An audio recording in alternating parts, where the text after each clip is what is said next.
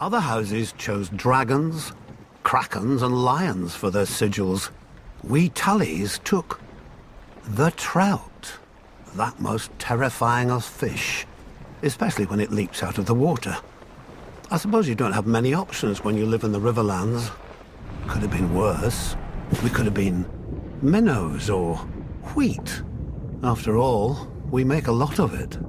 Though our land doesn't get as fertile as ours just by water.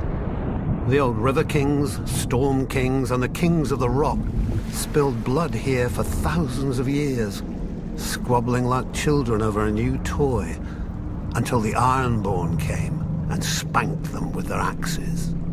Under Harren the Black, their kingdom stretched all the way to the God's Eye, where they built the largest castle Westeros had ever seen. Maesters teach that Harren was a fool, but he had some sense. If you're going to enslave and torture an entire people, you best have thick walls to hide behind. But the very day the last stone was laid in Harrenhal, Aegon Targaryen landed in Westeros. As soon as he saw Aegon's host on the horizon, my ancestor Edmund led the mass desertion of Riverlords to Aegon's side. I doubt Harren even noticed. The problem with huge castles is they blind you to what's outside, both by their size and the arrogance they inspire. Not that the Ironborn ever lacked for that. They take pride in their ignorance of every trapping of civilization, though any baker could have told them that fire turns stone walls into an oven. And so Harren the Black finally lived up to his name, and the Riverlord swept the Ironborn back to the sea. In return for Edmund's service, House Tully was made Aegon's new Lord Paramount of the Trident, and all the other lords had to swear us fealty. But old habits die hard. The Riverlands are, and always have been, the middle child of Westeros, caught up in every fart from one lord at another. My ancestors knew that for the Tullys to survive, alliances must be made. Our trout has swum up so many rivers over the centuries and leapt onto so many plates that it's a wonder half the realm's sigils don't have fins by now. Thus, every Tully child is taught family, duty, honor.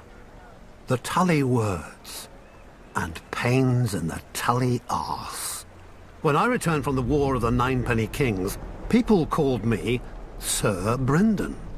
But my older brother Hoster called me Engaged. A great match with a very rich house, to be sure, but I just fought and killed a great deal of men and had no desire to be told when and whom to marry.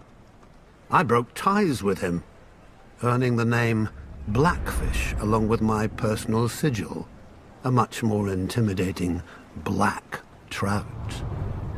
I was too stubborn at the time to realize that while other houses fight with swords, House Tully fights with marriages.